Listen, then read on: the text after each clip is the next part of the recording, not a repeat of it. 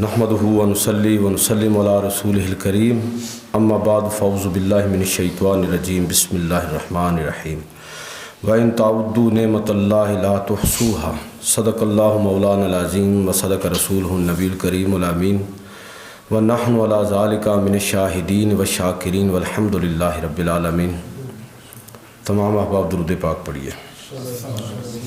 الصلاۃ والسلام علیک یا رسول اللہ وعلی آلہ وصحبہ وسلم یا حبیب اللہ۔ الصلاۃ والسلام علیک یا رسول اللہ وعلی آلہ وصحبہ وسلم یا حبیب اللہ۔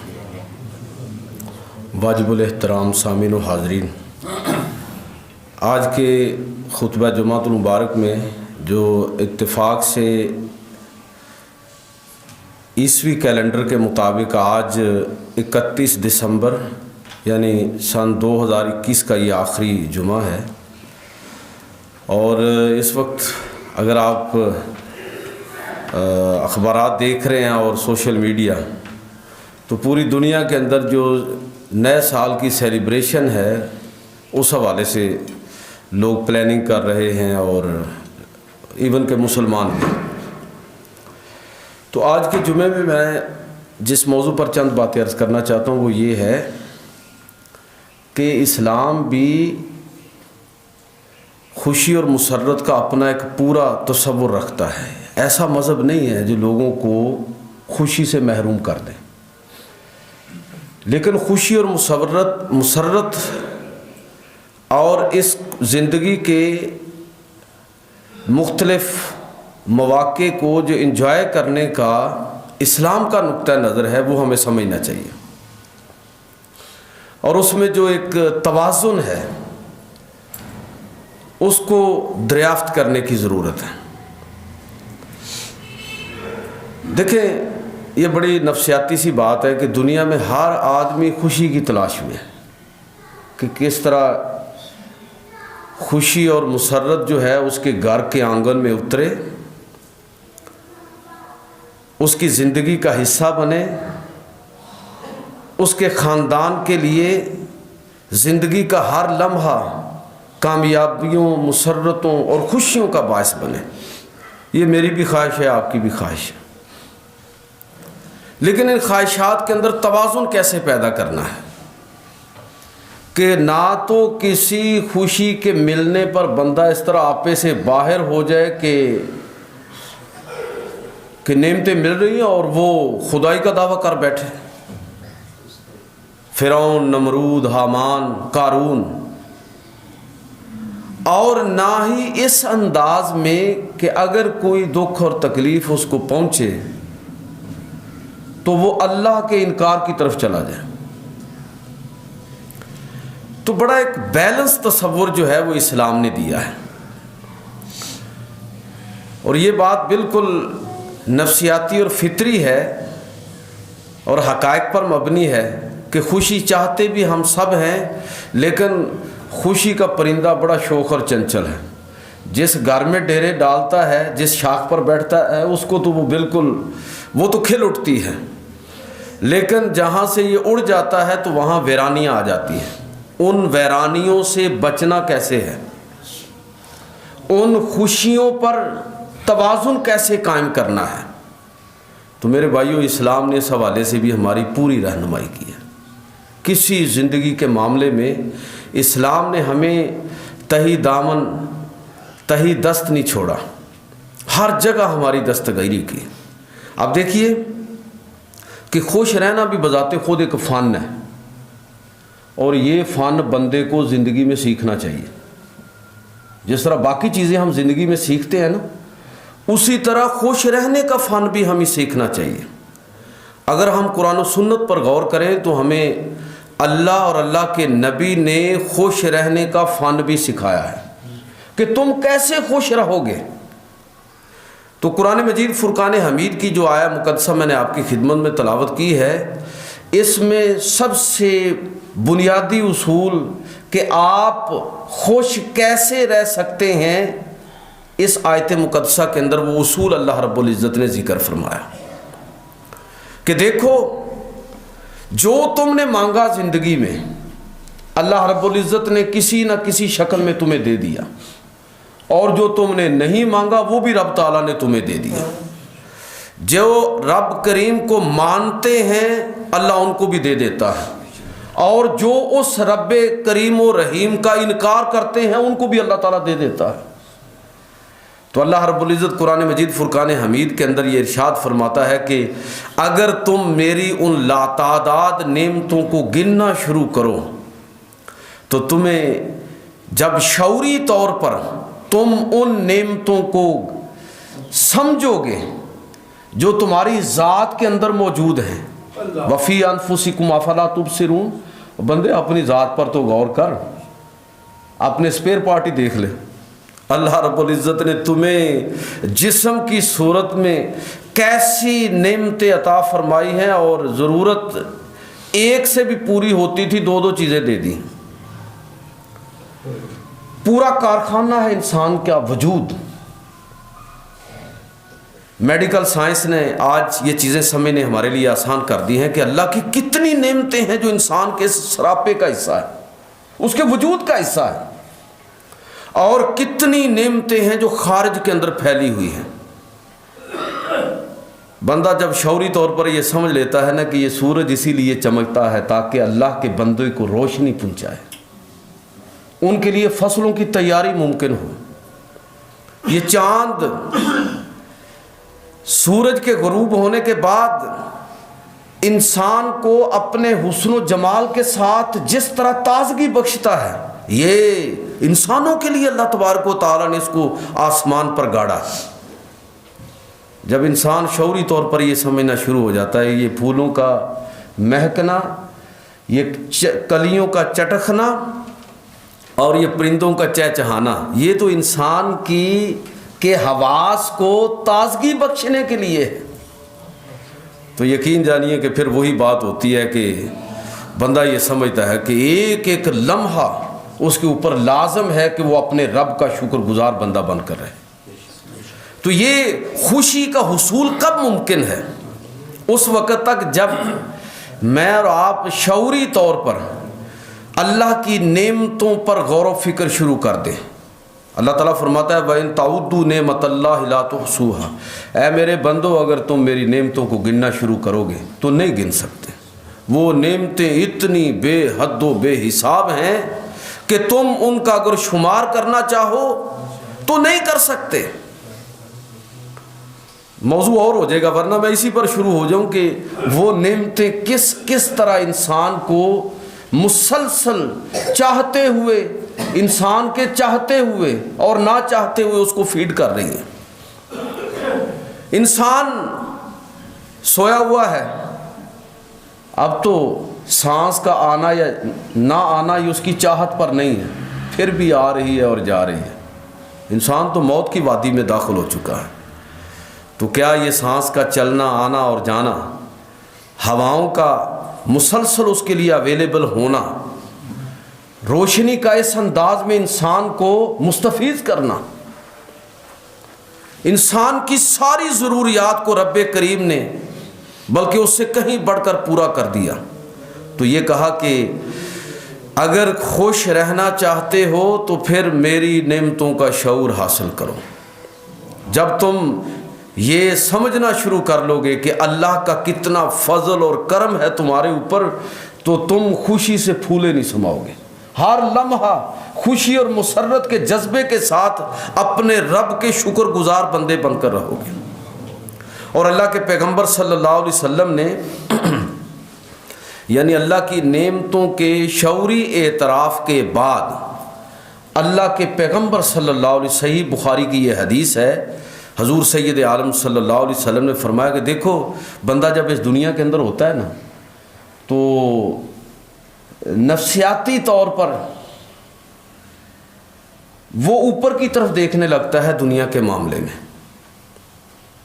تو اللہ کے نبی صلی اللہ علیہ وسلم نے، میں نے جیسے کہا نا کہ خوش رہنا ایک فن ہے اور اس فن کو سیکھنا چاہیے، اللہ کے نبی نے خوش رہنے کا فن ہمیں سکھایا کہ اوپر دیکھنا شروع ہو جاؤ گے نا تو کبھی خوش نہیں رہ سکو گے، ہمیشہ واویلا کرتے رہو گے۔ آپ دنیا میں ایسے لوگوں کو دیکھ کے اندازہ کر سکتے ہیں کہ کئی لوگ آپ کو نظر آئیں گے بڑا کچھ ان کے پاس ہوگا, کہیں گے مر گئے, بس کچھ نہیں رہ گیا, برباد ہوگی ہر چیز.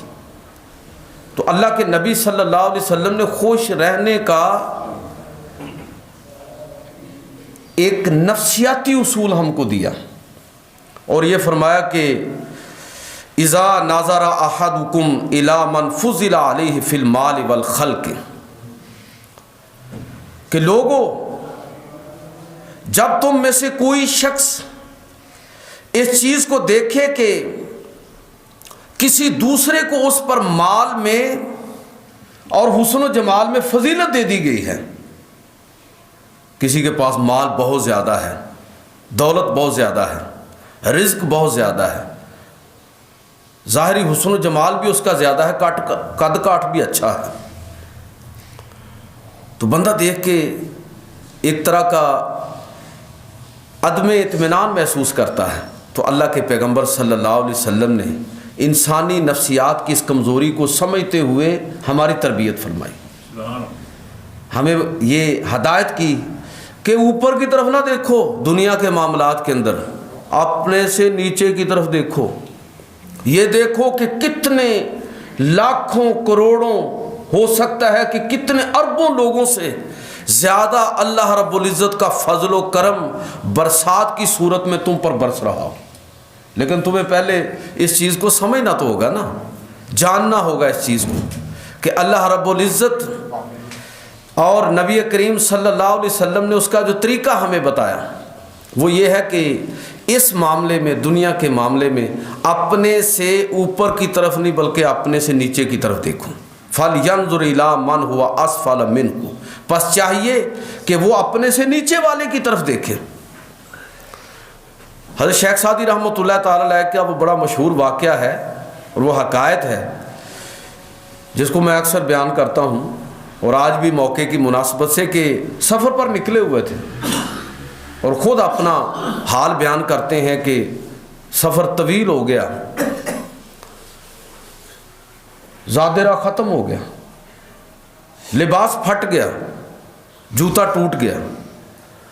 اب اگر یہ سارے معاملات گھر کے اندر ہو جائیں تو کوئی مسئلہ نہیں, آدمی مینج کر لیتا ہے, لیکن سفر کے اندر ہے, پاس ہے بھی کچھ نہیں, سفر کی کیفیت ہے, اجنبی دیس ہے. تو کہتے ہیں کہ میرے دل کے اندر یہ خیال آیا کہ مجھ سے بھی زیادہ کوئی قسم پرسی کی حالت میں ہوگا, مجھ سے بھی زیادہ کوئی بد نصیب ہوگا کہ پاس بھی کچھ نہیں ہے اور لباس بھی پھٹ گیا, جوتا بھی ٹوٹ گیا ہے, اور سفر اور بھوک اور مصیبت ہے. تو کہتے ہیں میں بستی کے اندر داخل ہوا, مسجد کی طرف گیا تو مسجد کے دروازے پر میں نے ایک ایسے شخص کو دیکھا, میں تو شکوہ کر رہا تھا کہ میرے پاس لباس نہیں ہے, زاد راہ نہیں ہے, جوتا نہیں ہے. تو میں نے وہاں ایک ایسے شخص کو دیکھا کہ جس کے نہ ہاتھ تھے نہ پاؤں تھے. تو میں نے فوراً اپنے رب کی بارگاہ میں سجدہ کیا, یا رب کریم تیرا شکر ہے کہ لباس نہیں تو مل جائے گا, اور اگر جوتے نہیں ہیں تو وہ بھی مل جائیں گے, کم از کم میرے پاؤں تو ہیں, اس کے تو پاؤں بھی نہیں ہیں. اے اللہ میں تیرا کس طرح شکر ادا کروں.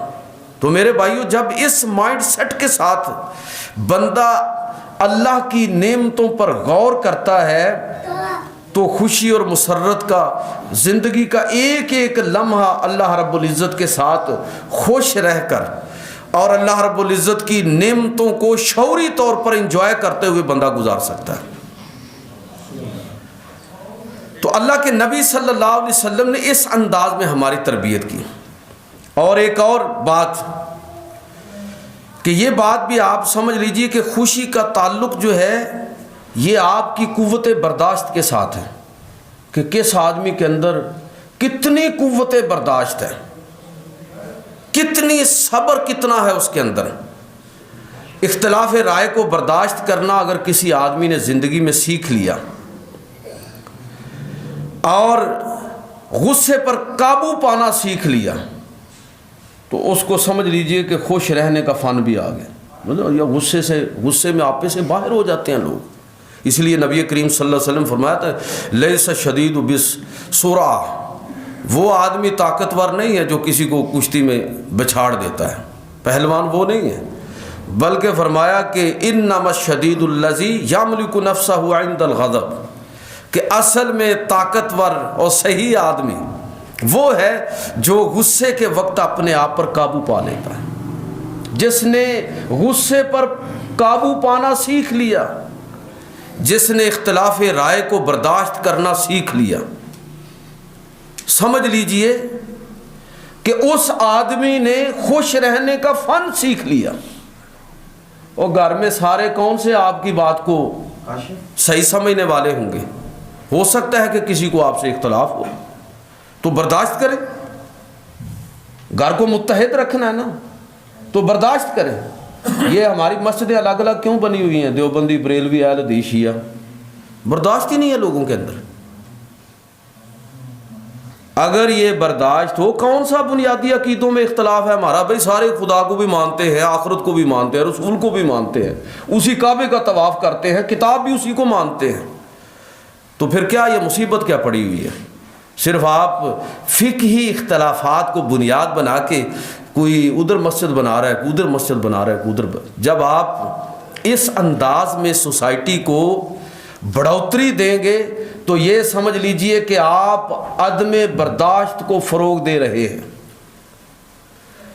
جب آپ سوسائٹی کے اندر تشدد کو فروغ دیں گے، غلبے کی نفسیات کو فروغ دیں گے، چھا جانے کے جذبے کو پروموٹ کریں گے، تو آپ کبھی بھی اس سوسائٹی کے اندر خوشی اور مسرت کے تصور کو اجاگر ہی نہیں کر سکتے۔ یہ مصیبت کے اندر پڑے ہوئے ہیں لوگ، آپس میں باہمی تعلقات میں۔ مجھے پتا ہے کہ لوگ اب یہ تک دیکھتے ہیں کہ جی ہم رشتہ تو کرنا چاہتے ہیں لیکن شرط یہ ہے کہ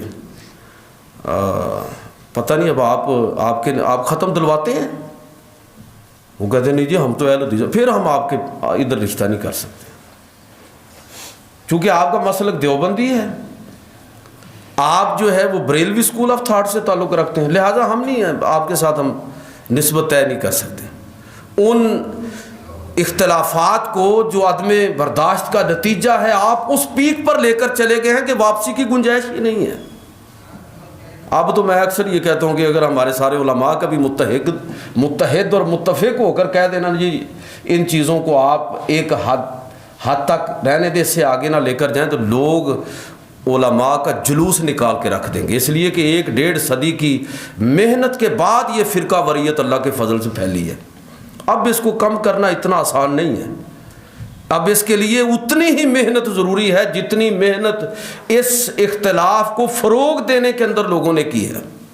آگے چلتے ہیں۔ بہرحال کہنے کا مطلب یہ ہے کہ اس بات کو سمجھیے کہ خوشی اور مسرت جو ہے، جو اسلام نے اس کا تصور دیا ہے، اس میں کہ اختلاف رائے کو اگر آپ نے برداشت کرنا سیکھ لیا، آپ خوش رہنا سیکھ لیں گے۔ اگر آپ نے دوسروں کے ساتھ رہنا سیکھ لیا ہے تو آپ خوش رہ سکتے ہیں۔ تو اللہ کے پیغمبر صلی اللہ علیہ وسلم نے، نبی کریم صلی اللہ علیہ وسلم نے اپنی حدیثوں کے اندر اپنی زندگی اور اپنی سیرت کے ذریعے ہمیں یہ بات سمجھائی ہے، اور قرآن مجید فرقان حمید کے اندر اللہ رب العزت نے یہ بات بتائی ہے ہم کو کہ جب تک تم اللہ کی نعمتوں کو شعوری طور پر دریافت نہیں کرو گے، خوش کیسے رہ سکتے ہو؟ یہ خوشی کے تمہارے عارضی طریقے ہیں، بس وہ گزرا اور بات ختم ہو گئی۔ تو یہ اللہ کے نبی صلی اللہ علیہ وسلم نے ہمیں بتایا ہے کہ تم زندگی میں خوش کیسے رہ سکتے ہو، سب منفی چیزوں سے اپنے آپ کو بچا لو۔ میں یہ کسی ڈاکٹر کا یہ نسخہ پڑھ رہا تھا اور سن رہا تھا، کسی امریکی ڈاکٹر کا، کہ جی تندرستی اور صحت اگر آپ چاہتے ہیں تو سر کو ٹھنڈا رکھیں اور نیچے کے دھڑ کو گرم رکھیں۔ پھر اس کی تفصیل یہ تھی کہ سر کو ٹھنڈا آپ کیسے رکھ سکتے ہیں؟ اگر آپ یہ طریقہ سمجھ لیں تو آپ ساری زندگی صحت مند رہ سکتے ہیں کہ سر کو ٹھنڈا رکھیں اور جسم کو گرم رکھیں۔ تو اس کی وضاحت یہ تھی، ایک جملے کے اندر اس نے بہت بڑی بات کہہ دی۔ تو اس کا طریقہ یہ ہے کہ سر کیسے ٹھنڈا رہے گا؟ سر ٹھنڈا اس طرح رہے گا کہ آپ نا غصہ نہ کیا کریں. غصہ اصل میں کسی دوسرے کی غلطی کی سزا اپنے آپ کو دینا ہے. بھئی غلطی کسی دوسرے نے کی ہے، سزا آپ اپنے آپ کو دے رہے ہیں، ٹینشن لے رہے ہیں. منفی سوچ کے نتیجے میں حسد اور بغض اور کینے کے اندر آدمی مبتلا ہے تو دماغ تو تپا رہے گا نا، مرے گا وہ آدمی. کیا یہ باتیں ہمیں اس سے پہلے اللہ کے پیغمبر نے بتا نہیں تھی؟ ہر بات تو اللہ کے پیغمبر نے پہلے سے بتا رکھی ہے. تو کہنے کا مطلب یہ ہے کہ ہم خوشی اور مسرت کے ان اصولوں کو سمجھنے کی کوشش کریں. زندگی ساری کی ساری یقین جانیے کہ ایک انجوائمنٹ بن جائے گی. ہر لمحہ آپ اللہ کی نعمتوں کے حصار کے اندر اپنے آپ کو سمجھتے ہوئے جب بسر کریں گے تو ہر لمحہ آپ کا اپنے رب کی شکر گزاری میں خوشی اور مسرت کے ساتھ گزرے گا. اس کا مطلب یہ ہوا کہ آدمی، میں اور آپ، ہم سب خوش رہ سکتے ہیں، لیکن شرط اس کی ایک ہی ہے کہ آپ اپنی قسمت کا رونا نہ رویا کریں. میرا اور آپ کا کام جو ہے نا وہ محنت کرنا ہے، کوشش کرنا ہے ہر چیز کے معاملے میں. رزق، اچھا یہ بھی ایک مصیبت ہے کہ رزق کا مطلب جو ہے نا وہ ہم نے سمجھ لیا ہے مال اور دولت کی کثرت جو ہے یہ رزق ہے. اور میرے بھائیوں اس چیز کو بھی سمجھنے کی ضرورت ہے. وَمِمَّا رَزَقْنَاهُمْ يُنْفِقُونَ. اللہ نے کون سی رزق کی ایک شکل رکھی ہے، اپنی زندگی پر غور کرے. یہ مال و دولت یہ رزق کی محض ایک صورت ہے، اور اللہ رب العزت نے کسی بھی شخص کو رزق سے محروم نہیں کیا. ہم نے اصل میں رزق کا ترجمہ کر لیا ہے کہ مال دولت کی کثرت یہ رزق ہوتا ہے. بھائی رزق جو ہے نا، اگر اللہ نے کسی کو بہت اچھا اور اعلیٰ اخلاق دیا یہ بھی رزق ہے. اللہ تعالیٰ نے کسی کو حسن و جمال سے نواز دیا ہے، عقل اور دانش وہ عطا فرمائی ہے جو اس کو دوسروں سے ممتاز کرتی ہے. اچھے دوست اور رشتہ دار اس کو دے دیے ہیں. کیا آپ اس کو معمولی سمجھتے ہیں؟ اگر آپ کے دوست اچھے ہیں، آپ کے رشتہ دار اور خاندان کے لوگ آپ کی قدردانی کرنے والے ہیں، تو یہ کیا اللہ کی طرف سے عطا کا یہ بھی رزق کی ایک شکل ہے. صحت مند اولاد اللہ تعالیٰ نے آپ کو دی ہے. ان لوگوں سے پوچھئے جن کا ایک بچہ اگر معذور ہو تو سارا خاندان اس ایک بچے کے لیے وقف ہو کے رہ جاتا ہے. آپ ذرا سوچئے تو صحیح، سوچنے کا انداز آپ کو بتائے گا کہ اللہ نے آپ کو کس طرح اپنے رزق نے نوازا ہے. آپ کو جو اللہ نے عقل اور شعور اور سوشل سٹیٹس دیا ہے یہ اللہ کا رزق نہیں ہے. بھائی آپ دیکھیں کہ کتنے لوگوں میں آپ کی الگ پہچان ہے، آپ کی ایک مستقل حیثیت ہے، آپ بہت سارے لوگوں میں نمایاں ہیں، گھر کے اندر نمایاں ہیں، خاندان کے اندر نمایاں ہیں، محلے اور ٹاؤن اور شہر اور ملک کے اندر نمایاں ہیں. ہو سکتا ہے پوری امت کے اندر نمایاں ہوں. درجہ بدرجہ کیا ہم اس چیز کو نہیں سمجھتے کہ یہ بھی اللہ رب العزت کی طرف سے کوئی چھوٹی سی نعمت ہے؟ یہ آپ خرید کے ذرا مجھے دکھائیں. آپ یہ وہ حدیثوں میں آتا ہے نا کہ اللہ رب العزت جب کسی بندے سے راضی ہوتا ہے تو اللہ تعالیٰ اس بندے کے بارے میں لوگوں کے دل کے اندر محبت ڈال دیتا ہے. تو آپ سوچئے کہ یہ بھی اللہ کی طرف سے رزق کی ایک شکل ہے. اللہ نے آپ کو برکت والی عمر عطا فرمائی ہے. لوگ 100 سال تک زندہ رہتے ہیں اور بے مقصد زندگی گزار کے اس دنیا سے چلے گئے. آپ نے تھوڑی سی زندگی کے اندر وہ عزت کمائی ہے، وہ کارنامے انجام دیے ہیں کہ آپ کا خاندان بھی معترف ہے اور آپ کے دوست احباب بھی، پوری قوم معترف ہے. درجہ بدرجہ بات کر رہا ہوں. تو آپ اس پر نہیں شکر کر سکتے میں اور آپ کہ اللہ نے ہمیں کیسا علم، کیسی دانش اور سمجھ عطا فرمائی ہے. تو میرے بھائیوں یہ ساری چیزیں اللہ رب العزت کے رزق کی مختلف شکلیں ہیں. ہم سمجھتے ہیں کہ رزق جو ہوتا ہے نا وہ صرف مال اور دولت ہے.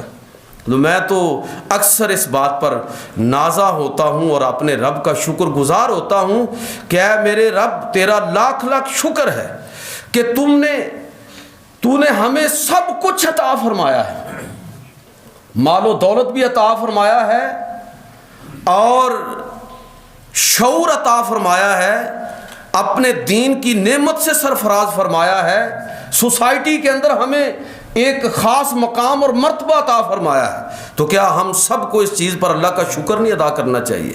تو اس کا مطلب یہ ہوا کہ میں اور آپ اللہ کے شکر گزار بندے بن سکتے ہیں، خوش رہ سکتے ہیں، لیکن خوش رہنے کے لیے ضروری ہے کہ اس وقت ہی ہم خوش رہیں گے اگر ہم اپنی قسمت پر مطمئن رہیں۔ جو اللہ تعالیٰ نے محنت کرنا آدمی کا کام ہے، جب کوئی چیز آپ چاہتے ہیں حاصل نہ ہو تو تب بھی مطمئن رہیں، یہ سمجھ لیں کہ اللہ رب العزت کی طرف سے اس کے اندر ہی بہتری ہے، اور یہ نبی کریم صلی اللہ علیہ وسلم کی حدیث کے جو اللہ نے تمہارے لیے مقرر کیا ہے اگر تم اس پر راضی رہو تو تم غنی ترین آدمی ہو۔ جامع ترمذی کی حدیث ہے، غنی ترین آدمی، غنی وہ ہوتا ہے کہ جس کے پاس بڑا مال و دولت ہو۔ تو آپ دیکھ لیجئے کہ مال و دولت والوں کے کیا حالات ہیں اس وقت ملک کے اندر، اتنا مال اور دولت ہونے کے باوجود ذلیل و خوار ہو رہے ہیں، اپنے لوگوں کے درمیان، اپنے ملک کے اندر، قوم کے اندر وہ عزت نصیب نہیں ہے۔ آپ دیکھ لیجئے کہ اپنے بڑے بڑے لیڈروں کو، رہنماؤں کو، جو ان کا حال ہے، تو کیا دولت ہی خوشی اور مسرت کا باعث ہے؟ تو آپ سمجھیے کہ دولت ہی سب کچھ نہیں ہے، رزق کی اور بھی بہت ساری شکلیں ہیں۔ آپ تب بھی خوش رہ سکتے ہیں اگر آپ کسی دوسرے کی قیمت پر اپنی کامیابی نہیں چاہتے، اور دوسرے کو بلڈوز کر کے آپ کامیاب ہو گئے تو ساری زندگی نفسیاتی طور پر آپ غیر مطمئن رہیں گے کہ میں یار فلاں کا حق مار کر آیا تھا، ساری زندگی اسی طرح گزار دیں گے۔ تو بہترین اصول کہ آپ اس وقت مطمئن رہ سکتے ہیں جب کسی کا حق مارے بغیر آپ کامیابی حاصل کرتے ہیں، تو وہ اصل کامیابی ہے جو آپ کو خوشی دیتی ہے۔ میرٹ کی دھجیاں بکھیر کے دوسروں کو پیچھے کر کے آگے جانے والا آدمی زندگی بھر ذلیل و خوار ہوتا ہے۔ یہ اصول سمجھ لیں، ہم خوش نہیں رہ سکتا۔ اور یہ بات بھی کہ اللہ رب العزت نے جو نعمت بھی ہم کو دی ہے، اس نعمت کو چھوٹی ہو یا بڑی، شکر گزار بن کر جب ہم اس کو سمجھیں گے تو یقین کریں کہ ہم سیکھنا، سوچنا، ہم خوش رہنا شروع کر دیں گے۔ اگر قرآن و سنت کی عمومی ہدایات کو پیش نظر رکھا جائے تو میں چند باتیں، چونکہ وقت کم ہے تو چند باتیں آپ کی خدمت میں اصول کے طور پر عرض کرنا چاہتا ہوں کہ خوش رہنا چاہتے ہیں تو رات کے 12 بجے 31 دسمبر کو آپ کون سی خوشی سیلیبریٹ کریں گے؟ وہ ایک وقتی سی خوشی ہوگی۔ خوش رہنا چاہتے ہیں تو آئیے قرآن و سنت سے سمجھیں، سوچ مثبت رکھیں، اپنی اپروچ پازیٹیو بنا لیں، مثبت سوچ کا مطلب یہ ہے کہ اگر آپ یار یہ کسی اور نے ہمیں خوش کرنا ہے، یہ خوشی کا تعلق میرے ہاتھ میں ہے، میری اپنی ذات کے ساتھ۔ اگر میں چاہوں نا تو اتنی زیادہ مہنگائی کے باوجود میں یہ سوچ کر مطمئن ہو سکتا ہوں کہ یار آج مجھے جو سہولتیں حاصل ہیں یہ بہرحال ہمارے باپ دادا کو تو حاصل نہیں تھی، یہ سہولتیں تو شاید اکبر بادشاہ کو بھی حاصل نہیں تھیں۔ اس دور میں کون سے اے سی لگے ہوئے تھے؟ اس دور میں اتنی آرام دہ سواریاں کہاں سے آ گئی تھیں؟ اس دور کے اندر اس طرح کی رہنے سہنے کی، کھانے اور پہننے کی سہولیات کہاں تھیں؟ اگر میں چاہوں تو اتنی یعنی اس سے زیادہ مہنگائی تو کوئی نہیں ہے، لیکن جب میں اپنا مائنڈ سیٹ تبدیل کروں گا، جب میری سوچ اور فکر تبدیل ہوگی تو اس کے ساتھ ہی مجھے ایک گنا اطمینان اور خوشی نصیب ہوگی۔ کہنے کا مطلب یہ ہے کہ جب آدمی رد عمل کی نفسیات سے نکل کر جینے کی کوشش کرتا ہے، مثبت ذہن رکھتا ہے، منفی ذہن کو جھٹک دیتا ہے، اور قرآن نے جو یہ کہا کہ ایاکم والظن، یہ بدگمانی جھٹک دو، اچھا گمان کرو، ہر بندے کے بارے میں یہ سمجھو کہ یہ ولی اللہ ہے.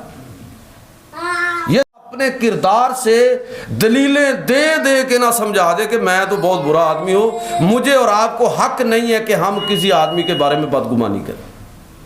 سوچ مثبت کر لو. آپ برے سے برے ماحول کے اندر بھی جب اچھا سوچنے کی تربیت کر لیں گے تو آپ خوش رہنا شروع ہو جائیں گے. ایک لمحہ خوشی کا نہیں، پوری زندگی خوشی کے اندر تبدیل ہو جائے گی. چھوٹی سے چھوٹی اللہ نے جو کامیابی دی ہے اس کو بڑی کامیابی سمجھے. ساری زندگی بڑی کامیابیوں کے انتظار میں نہیں بسر کرنی چاہیے. جو بھی آپ کو میسر ہے، یار بچہ گھر میں آپ کا پوترا جو ہے اس نے پہلا قدم اٹھایا. پرانے دور میں ہمارے خواتین جو تھی کہتی تھی چلو جی آج گوڑ والے چول ونڈو. بچے نے پہلا قدم اٹھایا. آپ چاہیں تو اس کو انجوائے کر سکتے ہیں، اور اگر آپ چاہیں تو اس کی طرف توجہ ہی نہ کریں، بس بات ختم ہو گئی. اللہ اور اللہ کے رسول نے ہمیں زندگی کے اندر توازن قائم رکھنے کا حکم دیا ہے. یہ لوگ پھٹ پڑتے ہیں نا، ہم لوگ بڑے کم ظرف ہیں. دولت آئی تو اس کو اس طرح اڑائیں گے کہ اللہ تعالیٰ معاف فرمائے. وابڈا ٹاؤن میں اس اسراف اور فضول خرچی کو میں تو دیکھتا ہوں، اور اکثر میں یہاں پر عرض بھی کیا کرتا ہوں، مثالیں بھی دے دیتا ہوں بسا اوقات، کہ آپ دیکھ لیجئے کہ جو ہم لوگ کر رہے ہیں.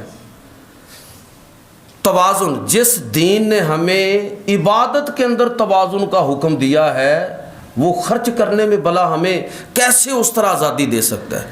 تو ہمیں حکم ہے کہ جب جمعے کی نماز پڑھ لو تو نکلو، یہاں سے باہر نکلو، جاؤ جا کے اپنے کام کرو، مسیتڑ بن کے نہ بیٹھ جاؤ. جمعے کے لیے دوڑتے ہوئے آؤ، سارے کام چھوڑ دو، اور نماز پڑھنے کے بعد نکلو اور اپنی زندگی کے معمولات کے اندر شامل ہو جاؤ. آنا بھی عبادت ہے اور رزق کمانے کے لیے نکلنا بھی تمہارا عبادت ہے. ساری زندگی روزے رکھو گے؟ نہیں. نکاح نہیں کرو گے؟ نہیں، منع کر دیا. نکاح بھی کرو، ساری زندگی روزے نہیں رکھنے، وقفہ بھی کرو. زندگی کو اس طرح توازن کے ساتھ گزارو. تو جس دین نے ہماری تربیت یہ کی ہے تو آپ ذرا تصور کریں کہ وہ ہماری زندگی کو کس طرح مینج کرنا چاہتا ہے، کس طرح بنانا چاہتا ہے. باتیں بہت ساری ہیں، میں صرف یہ کہنا چاہوں گا کہ آپ خوش رہنا چاہتے ہیں تو اس کا تعلق کسی اور کے ساتھ نہیں ہے، وہ آپ کے ساتھ ہے، میرے ساتھ ہے. میں اگر چاہوں تو میں خوش رہ سکتا ہوں. مجھے دنیا کی کوئی پرواہ نہیں ہے، مجھے کسی کے ساتھ اپنا موازنہ کرنے کی ضرورت نہیں ہے.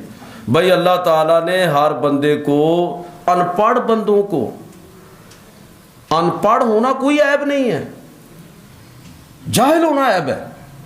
ان پڑھ لوگوں کو اللہ تعالیٰ نے ایسے ایسے ہنر عطا فرمائے ہیں. آپ سوچئے ذرا، اپنے ارد گرد نظر ڈالیے. ہر بندے کو اللہ رب العزت نے ہنر عطا فرمائے، خوبیاں عطا فرمائی ہیں. آپ اگر خوش رہنا چاہتے ہیں تو اپنے ہنر دریافت کریں. کسی دن بیٹھ جائیں اور سوچیں کہ کون کون سی ایسی خوبی ہے جو آپ کو دوسروں سے نمایاں کرتی ہے، جو دوسرے لوگوں کے اندر نہیں ہے. اللہ نے خاص طور پر آپ کو وافر عطا فرمائی ہے. پھر آپ کو پتہ چلے گا کہ یار مجھ پر تو میرے رب کا بڑا ہی فضل ہے، میرے رب کا بڑا ہی کرم ہے. تو میرے بھائیوں، کہنے کا مطلب یہ ہے کہ خوشی اور مسرت کا جو اسلامی تصور ہے اس کو دریافت کریں. پوری زندگی اللہ کی بندگی کے شعور کے ساتھ شکر گزار بندہ بن کے جب آدمی گزارتا ہے تو زندگی کے ہر لمحے کو وہ انجوائے کرتا ہے. یہ کوئی سال کے اختتام پر ایک لمحے کی خوشی نہیں ہے، پوری زندگی کی خوشی ہے. لیکن ضرورت اس امر کی ہے کہ ہم اس خوشی کو اور اس کے جو اصول اور ضابطے ہیں اور اللہ کے رسول نے جو ہمیں خوشی کو دریافت کرنے کے جو اصول ہمیں بتائے ہیں ان کو ہم سمجھے. اللہ تعالیٰ مجھے اور آپ کو عمل کی توفیق عطا فرمائے.